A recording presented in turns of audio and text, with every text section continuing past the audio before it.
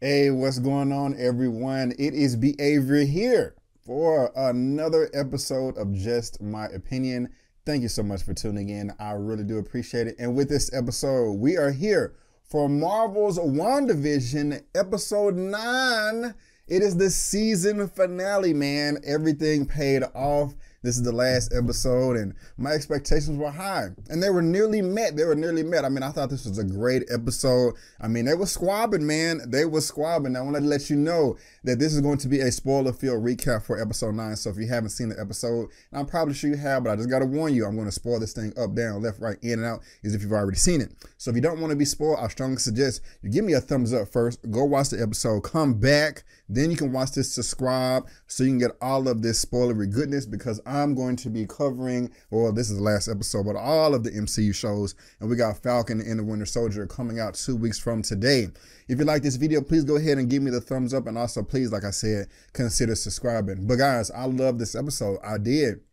They were going at it. I mean, like, seriously, and we did get a few questions answered that a lot of fans were speculating over the past few weeks, like, okay, who is this person? Who is this person? What is this? What is that? There are some things that still wasn't answered to me. There was one nitpick. I don't even want to call it a nip. I'll call it a gripe, because it's just something that I noticed that they may be doing with black people in Disney entertainment when it comes to Wanda and also Soul. And you know, we'll talk about that when we get to it. But overall, guys, I love the episode. And so first, let's go ahead and get into some of the things that they did answer. You know, we was always wanting to know, who is Ralph? Well, Pietro is Ralph because his name was what was it? I was gonna say Dolph Lundgren. No, that's not it right there. What was his name? Ralph Bohner. Ralph Bohner is Pietro's name. So that is Ralph, because Monica was saying, wait a minute, Agnes doesn't live here. You live here. But I don't want to jump too far ahead. We also found out that the book that they showed at the end or at the beginning of episode 8 was the Darkhold.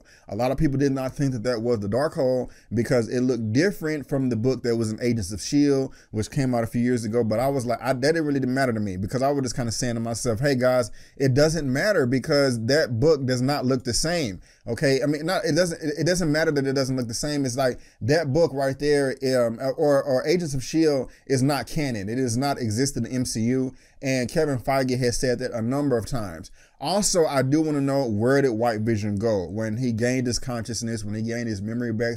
Where did White Vision go? And also, where was the engineer, or who was the engineer? You know, what is up with that? We did not get that question answered, and maybe it did. Maybe you guys can help me down in the comment section below. Maybe y'all can help me out, because I mean, I want to talk about it. So of course you can spoil down in the comment section below, like we have been doing all the past weeks. But I love the way this started out. It started out exactly the way episode 8 ended.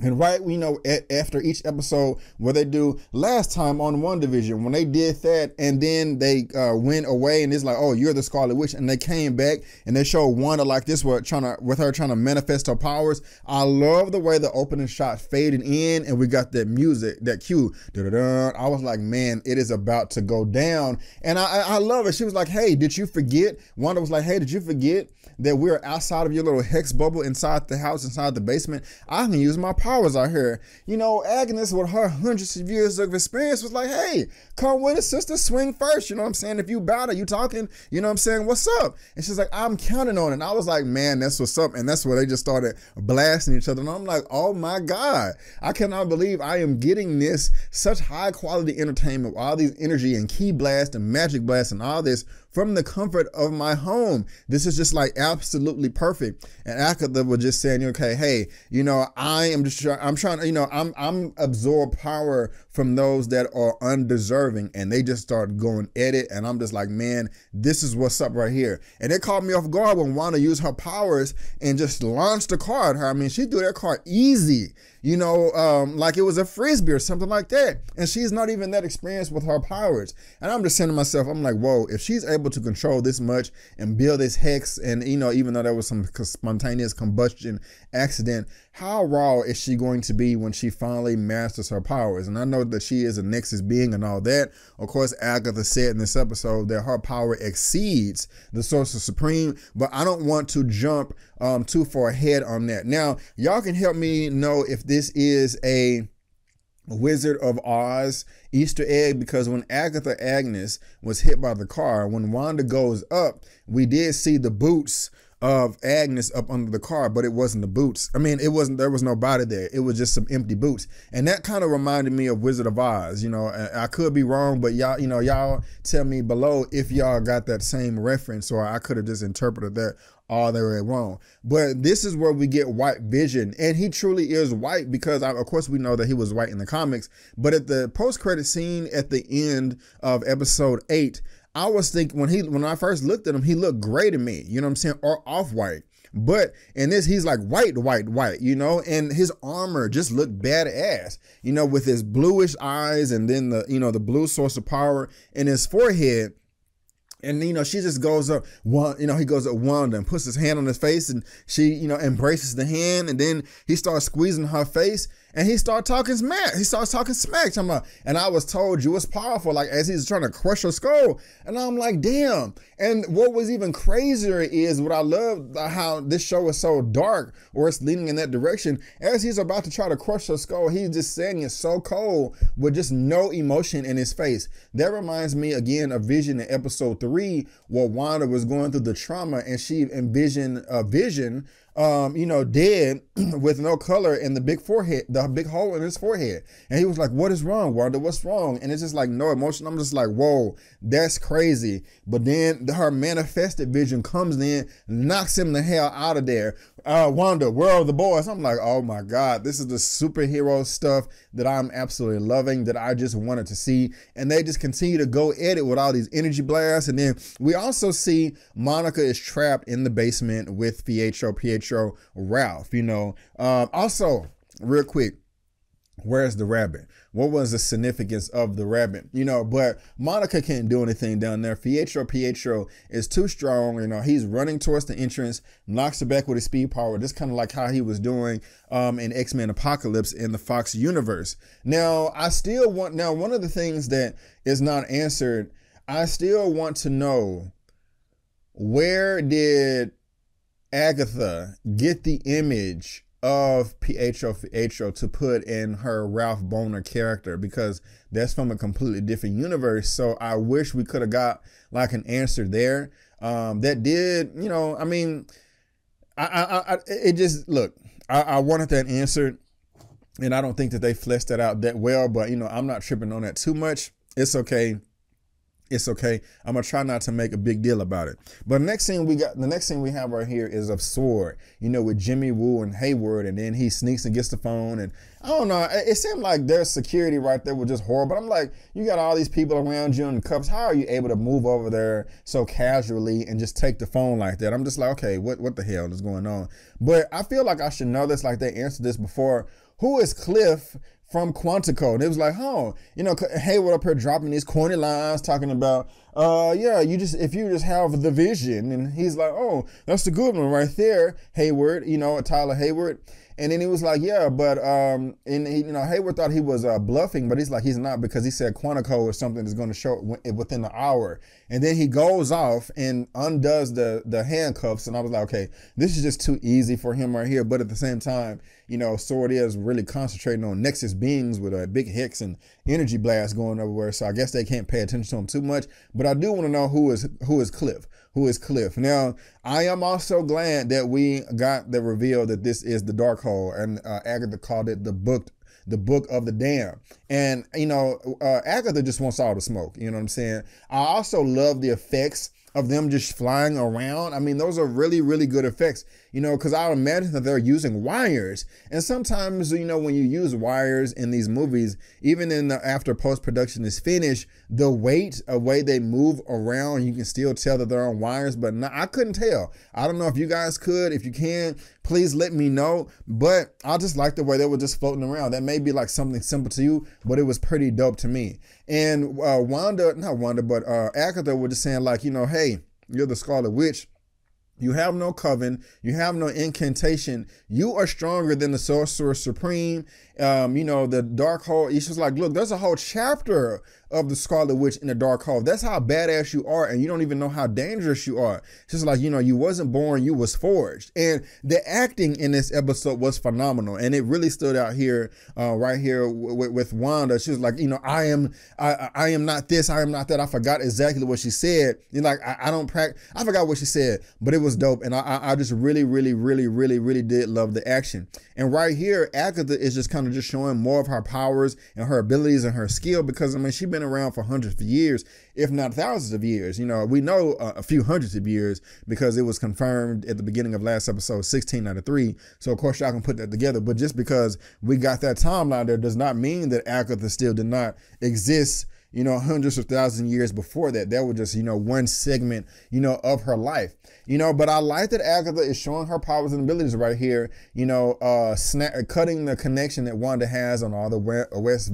Westview townspeople. And Dottie comes over there and she's like, look, you know, my name is not Dottie, it's Sarah. And you can tell that they're like truly in pain right now. She's like, look, Dottie don't know what's going on. She's scared as hell. She's not trying to argue. She's like, look, please, I have a daughter, okay? Let's negotiate here. If you know, I mean, maybe we can work something out to where my daughter can play with your boys, your boys can play with my daughter. You know, just please, but we're you know, struggling right now. And Wanda's like, oh no, you're making her say this. She's like, no, these are your meat puppets. You know what I'm saying? All I did was cut the string, and then she cut all the strings, and everybody just coming over like, please, we're in pain. Please, we're in pain.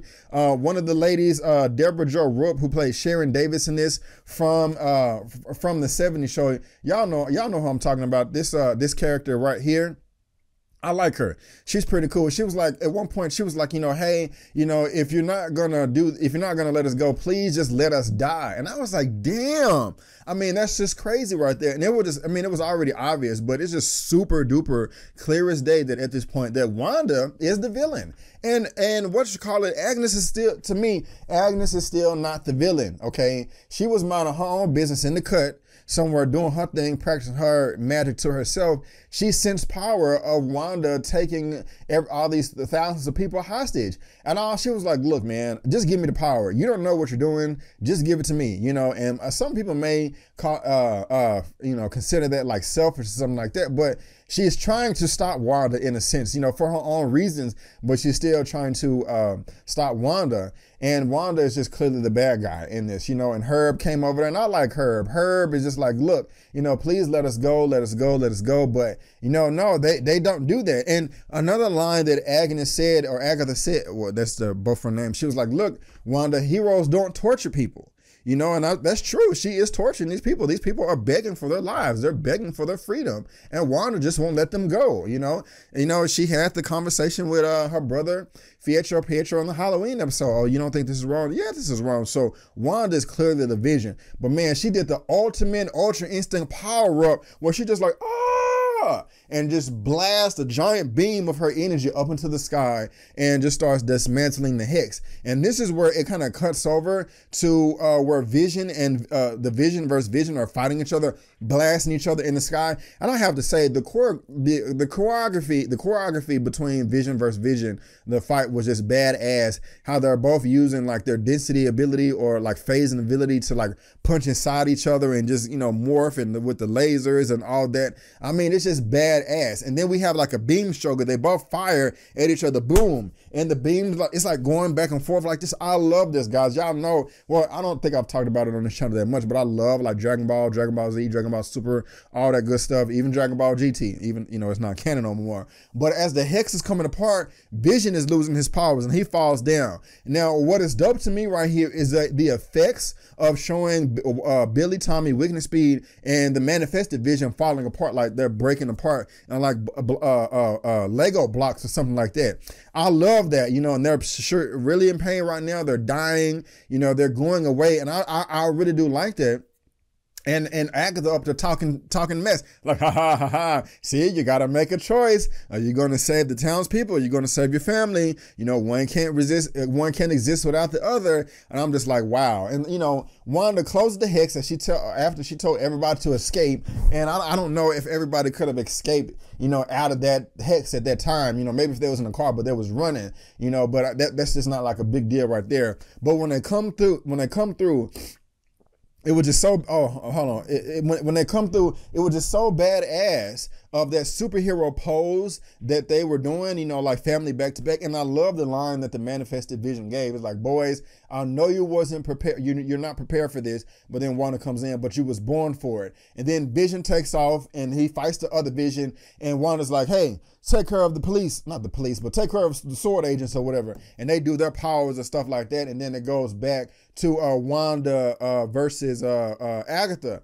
And I also like the line right here with Agatha, just showing her purple power as the sword people come with the guns, talking about, look, man, you know, this same event, just different century. Wanda, there's always going to be torches and pitchforks for ladies like us. And I'm just like, yeah, that right there is pretty dope. Now, Hayward or whatever, his evil ass needs to sit down somewhere, because he gonna, even though this is fake, he gonna come out and try to shoot the boys. Now, one of the things that I said at the very beginning of this recap of how I was getting annoyed is like, Monica Rambeau, the black character, you know, she just keeps sacrificing herself for like white people. And like, because she just ran in front of the boys and just was like, no. Now, the only way I won't have a problem with that is if she knew her abilities to where she knew that she would survive. But I don't think she knew that. I could be wrong. If you think I'm wrong as far as that part is concerned, please let me know down below. But I don't like this black sacrificial lamb thing, because they did the same exact thing in that movie Soul. Now, if you haven't seen Soul, I am going to spoil it now.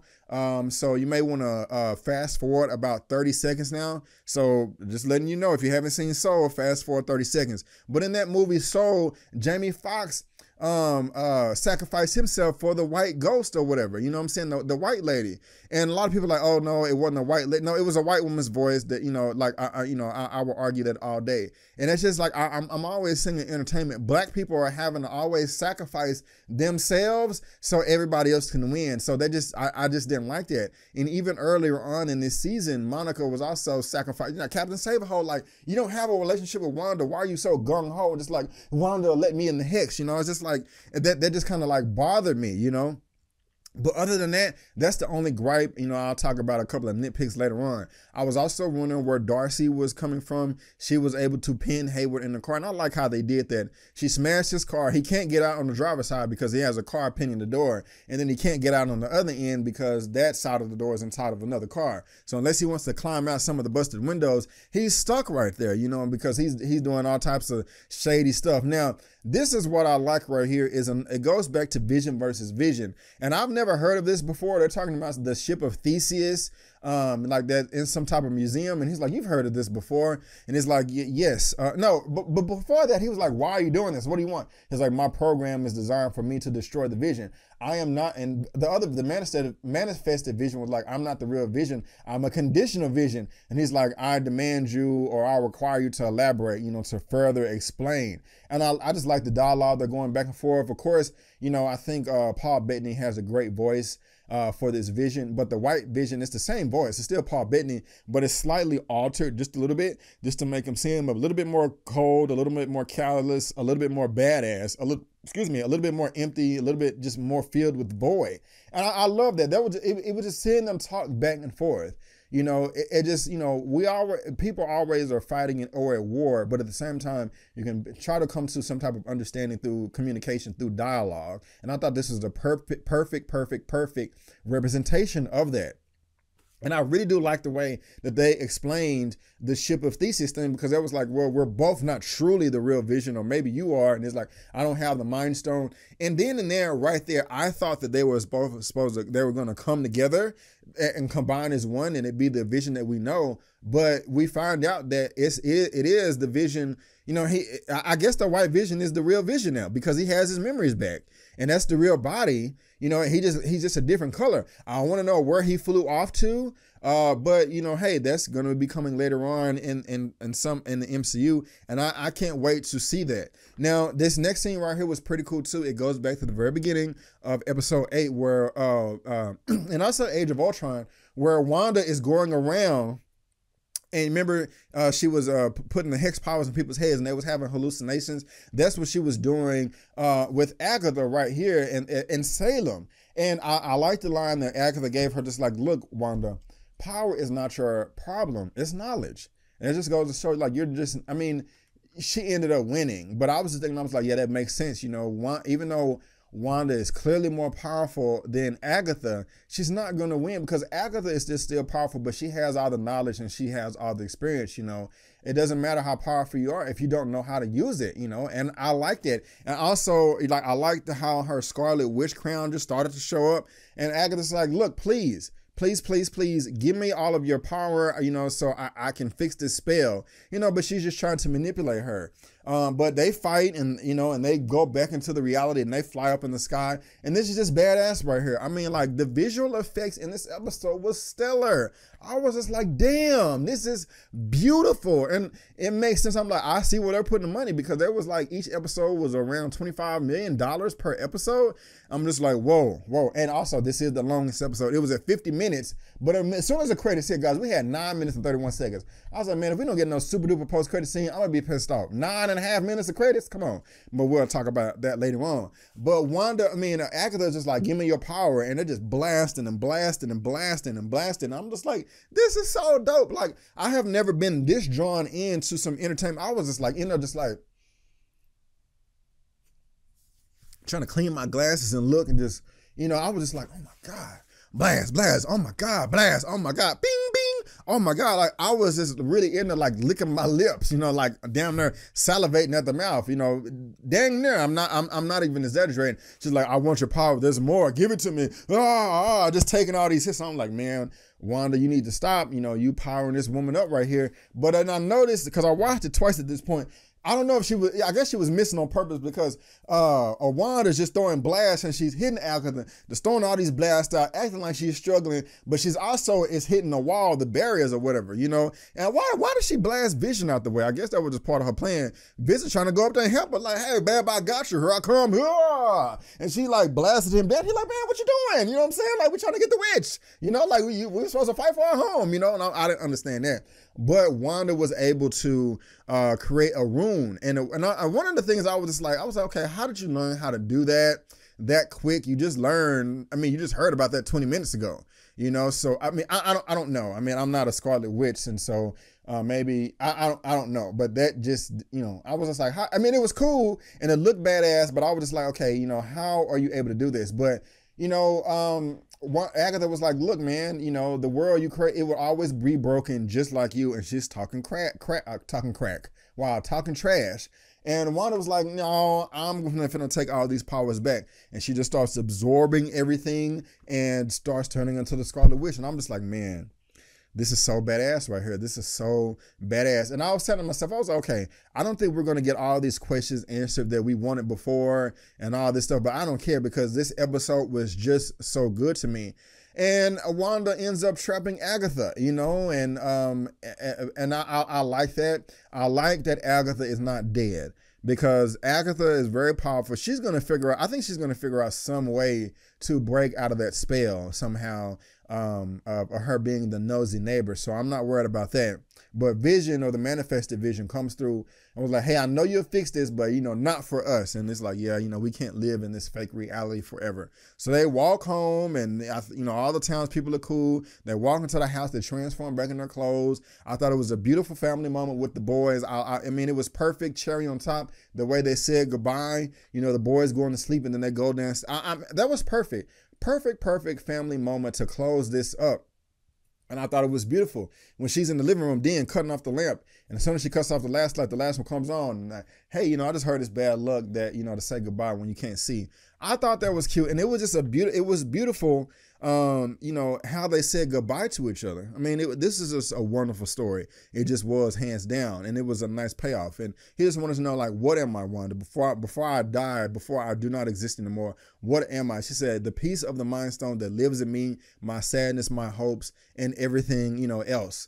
I mean, I don't remember everything else. But the hex is coming in, and I love, again, the effects in this episode was just nice. I love how the hex was going through the window.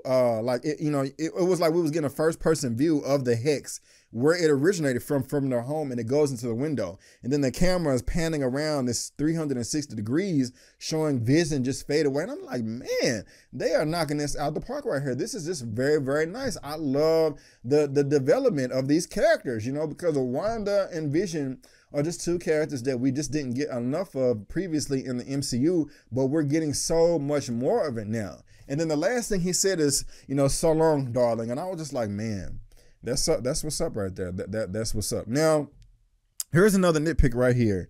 It's not like they could have stopped her, but I was expecting all of the townspeople to be afraid of Scarlet Witch. And I think I would have liked it, even though I did love this episode, I think I would have loved it even more if everybody like saw Wanda was like afraid and was like running from her, like, oh my God, she's a crazy witch, blah, blah, blah, blah, blah. You know, but they didn't have it. It's like they kind of felt sorry for her, you know, but you can still feel sorry for somebody and they be dangerous and you want to stay away from them, you know, but hey, it is what it is, you know, no big deal. Yeah, I mean, it's a slight nitpick, but I mean, I was gonna say, like, this is I don't want to say worldwide, but everybody should be knowing about this, like within the news. Maybe I mean, this is a small town, so, you know, I don't know. But before this episode, I was just kind of saying to myself, it wouldn't make too much sense if Wanda just walked away from this, like with no consequences, you know. Now, I will go ahead. Well, no, let me keep going first. It was, you know, communication between Monica and Wanda. You know, she didn't blame her. Monica didn't blame her. She felt sorry for her. She was like, hey, if I had your abilities and the chance, I would bring back my mom. I know I would, you know. And she was like, hey, I don't understand my powers, you know, but I will. She turns into Scarlet Witch as the authorities are coming in and flies away. Now, before we get into the post-credit scenes, something else that this really does bother me. Like a lot of people were speculating, like, okay, Reed Richards is going to show up, Blue Marvel is going to show up, Nightmare, Mephisto is going to show up, Baron Mordo is going to show up. This, you know, blah blah blah. That would have been fine. They didn't show up. I am not disappointed that they did not show up. I am not disappointed at all. They can show up later on. Now that I think about it, it would be even more complicated, and they could have possibly wrote themselves in a corner if all these extra people did show up. So I have faith in them that they'll flesh it out and develop it later on in the MCU. However, I am a little bit disappointed that Doctor Strange did not show up. Because the only reason why is Agatha mentioned him. You have two very, very powerful witches. You have a witch, Scarlet Witch, that is more powerful than Doctor Strange, the Sorcerer Supreme. And mind you, when Agatha called him the Sorcerer Supreme, I don't think in the MCU, Doctor Strange has ever addressed himself as a Sorcerer Supreme. Now, he has addressed himself as the master of the mystic arts or something like that. And like the Sorcerer Supreme is like just another hierarchy of power, like, you know, master, grandmaster or something like that. I mean, that's how I understand it. But with all this magic going on, and when it was Agatha all along, we get her episode 8, just saying, hey, I was minding my own business in the cut. This explosion of magic just happened out of nowhere, and I sensed it and had to figure out what was going on, how you was doing this. If Agatha is able to sense the magic, I think that Doctor Strange should have been able to sense the magic too. With all these powers going on and like a giant rune, I just feel like he should have felt that. Even when the Hex was open, it was coming apart where Wanda was breaking it apart. Like, I just feel like that energy should have went through and Doctor Strange should have showed up. Now we do know that Doctor Strange, the Multiverse of Madness, is coming up. So in that film, they may explain why he was not able to show up. They may explain that he was busy doing something else. You know, if he was just taking a nap or something like that, or reading a book, that will be disappointing. But I do have faith in Marvel that they will flesh that out. But that is just a little complaint right there. It's just, you know, Doctor Strange didn't show up. And then the sacrifice thing with Monica, you know, and not just, I see that a lot in Hollywood, you know, black people having to sacrifice themselves, you know. But anyway, the episode ends and we get this post-credit scene and it's a scroll. Now, of course, Monica is not surprised by this. She's very familiar with scrolls from the first Captain Marvel movie. She knows all about them, you know, blah, blah, blah. She's going to keep that a secret. But she said, I was sent by an old friend of your mother's. He would like to meet. Where would he like to meet? Up there. I just want to know, like, who is it? Who is the old friend of her mother's? Also, are they talking about the facility, the ship that, I'm going to say Nick Cannon, Samuel Jackson, Nick Fury was in at the end of Spider-Man Far From Home, and also in Captain Marvel, that ship that was floating above space. I mean, floating above space. You're a badass, you can float above space. Floating above Earth. So is that where they're talking about? They want to meet up there? Is it Talos? I don't know. Maybe it is Talos. We're just going to have to see. But then we got this another post-credit scene to where Wanda is off chilling in the cut, off in the mountains, making sense, and she's on the patio, but she's also mimicked herself, or somehow her Scarlet Witch personification is learning the Darkhold. You know what I'm saying? And so she's gonna be a force to be reckoned with, man. I can't wait. Maybe, you know, maybe she's gonna have something to do with how the mutants are brought in. You know, we're gonna have to see. But guys, this was a great episode. I really did enjoy it. I really did enjoy it. I'm gonna say that 3 times in a row. Them energy blasts and all that they was doing was just freaking badass to me, and I loved it. You know, so let me know what y'all think below. If you like this video, please give me a thumbs up, subscribe to the channel. Help me reach 30K subscribers. And you know, guys, that is just my opinion. So thank you so much for tuning in. And before you go again, don't forget that my name is Brandon Keith Avery, and that's just my opinion. Peace.